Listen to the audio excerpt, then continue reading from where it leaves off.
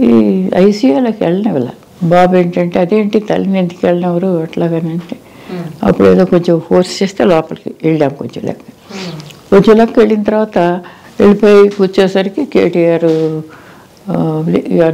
వీళ్ళందరూ ఉన్నారు. నేను కూర్చొని కాసేపటికి ఒకడు వచ్చి అమ్మ అక్కడ వేరుగా బాగుంది నేను అక్కడ కూర్చోబెడతాం అట్లాగా.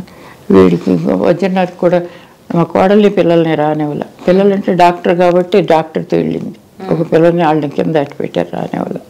లోపలికి వెళ్ళిపోతే అడ్డు పెట్టేశాడు. నువ్వు ఎందుకు అడ్డు పెడుతున్నావయ్యా అట్లాగనంటే కాదమ్మా రూల్స్ ఉన్నాయిరా. ఏంటి తల్లిని కాదని వాడు ఎవడన్నాయా నీకు నాకు తల్లి లేదా నీకు తల్లి లేదా తల్లిని కాకుండా ఎట్లా చేస్తున్నావు అమ్మ నీకు దండం పెడతాను నీ తల్లిగా నాకు చాలా గౌరవం ఉంటుంది ఏ తల్లికైనా కానీ మాకు పర్మిషన్ ఏ డాక్టర్ ఇచ్చాడయ్యా చెప్పు అడిగారు మీరు ఆ రోజు అడగాలి కదా నా కర్మ అడగాలి కదమ్మా ఏ డాక్టర్ చెప్పాడయ్యా నీకు అట్లాగనంటే ఆ డాక్టర్లు కాదమ్మా మరి ఎవరు ఇచ్చారు మేనేజ్మెంట్కి ఎవరు ఇస్తారంటే పేషెంట్ దగ్గర ఉన్నవాళ్ళు ఇచ్చారమ్మా.